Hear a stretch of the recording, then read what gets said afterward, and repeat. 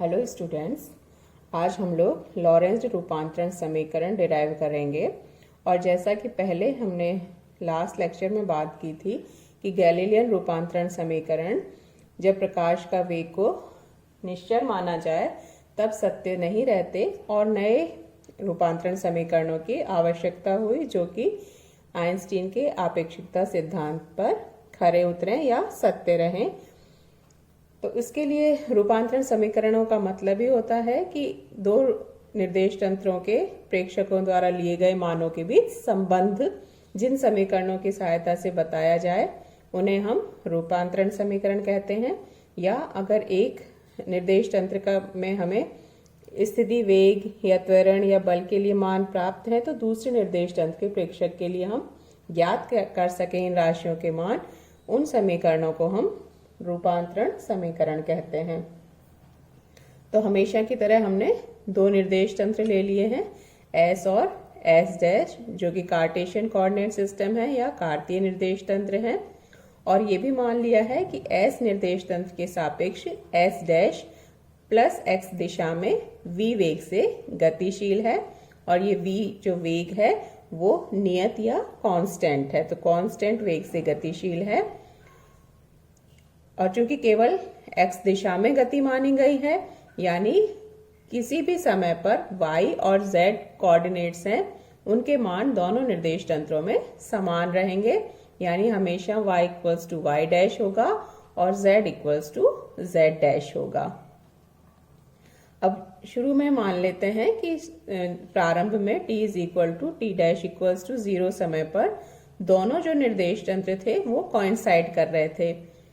O और O dash जो मूल बिंदु है वो कोइंसाइड कर रहे थे, जहां प्रेक्षक स्थित है x x डैश पर कोइंसाइड कर रहा था, y y डैश पर और z z डैश पर। और उस समय मान लीजिए कोई लाइट फ्लैश या दीप्त उत्सर्जित होती है, एक कोई लाइट फ्लैश एमिट होती है, तो ये लाइट फ्लैश है या दीप्त है, ये हाइगेन के तरंगाग्र सिद्धांत से गोलीय तरंगाग्र स्फेरिकल वेव फ्रंट की फॉर्म में आगे मूव करेगा, गति करेगा। और मान लीजिए कोई पिंडली P बिंदु पर स्थित है जिसके कोऑर्डिनेट S निर्देश तंत्र में x y z है और S डैश निर्देश तंत्र में x डैश y डैश और z डैश है। तो ये हमने माना है कि S निर्देश तंत्र स्थिर है और उसके सापेक्ष S डैश है वो गतिशील है। तो ये तरंगाग्र जब दोनों मूल बिंदु संपाती थे तब ये उत्सर्जित होता हुआ P बिंदु पर पहुंचता है। तो S का प्रेक्षक जो है वो मान लीजिए नोट करता है कि T समय बाद मूल बिंदु से उत्सर्जित जो तरंगाग्र है या दीप्त है वो P बिंदु पर पहुंच जाता है। तो वो जो लगा समय है P बिंदु तक पहुंचने में S के प्रेक्षक द्वारा मापा गया वो T है। तो T का मान क्या होगा? O मूल बिंदु है तो उसके कोऑर्डिनेट 0 0 0 होंगे, तो दूरी क्या हो जाएगी? x माइनस 0 का स्क्वायर प्लस y माइनस 0 का स्क्वायर प्लस z माइनस 0 का स्क्वायर और उसका अंडर रूट।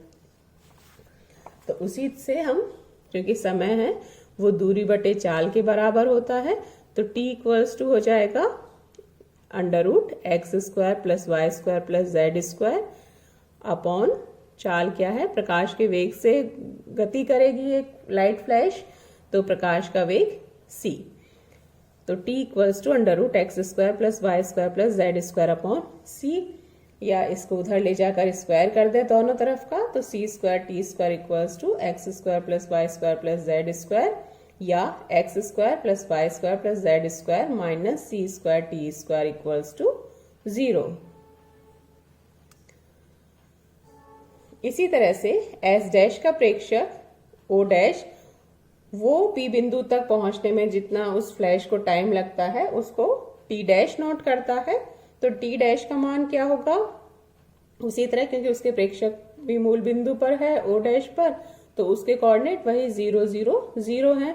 तो under root x dash square plus y dash square plus z dash square, इसका whole under root upon c इसलिए क्योंकि जो चाल है वो आइंस्टीन के द्वितीय अभिग्रहित के अनुसार प्रकाश की चाल सभी जड़त्वीय निर्देश तंत्रों में एक समान रहती है, तो वो इस बात पर डिपेंड नहीं करेगी कि एस डैश वेग गति कर रहा है तो उसमें भी जो चाल है प्रकाश के वो c ही रहेगी। इसलिए t dash equals to √x dash square plus y dash square plus z dash square upon c। उसी तरह से इसका भी उस दिशा में ले जाकर स्क्वायर कर देते हैं और एक ही तरफ लाकर जो इक्वेशन है वो आ जाएगी x dash square plus y dash square plus z dash square minus c square t dash square equals to 0। ये एस निर्देश तंत्र के लिए, ये एस डैश निर्देश तंत्र के लिए। लेकिन ये दोनों जो इक्वेशन हैं वो एक ही घटना के लिए प्राप्त हुई, यानी जब दोनों मूल बिंदु संपाती थे, दोनों निर्देश तंत्र कोइंसाइड कर रहे थे, उस समय एक फ्लैश उत्सर्जित हुई थी और वो पी बिंदु तक पहुंची है। तो ये एक ही घटना है, इसलिए ये दोनों जो रिलेशन है वो एक समान होने चाहिए। इसलिए हम लिख सकते हैं x square plus Y square plus Z square minus C square T square should be equal to x dash square plus y dash square minus z dash square plus z dash square minus C square t dash square. ये बहुत important relation है जो कहता है कि सभी निर्देश तंत्रों में इस राशि का मान एक समान होना चाहिए। और ये हम देखेंगे कि समय को भी फोर्थ कोऑर्डिनेट माना जाता है, तो ये एक विस्थापन का है।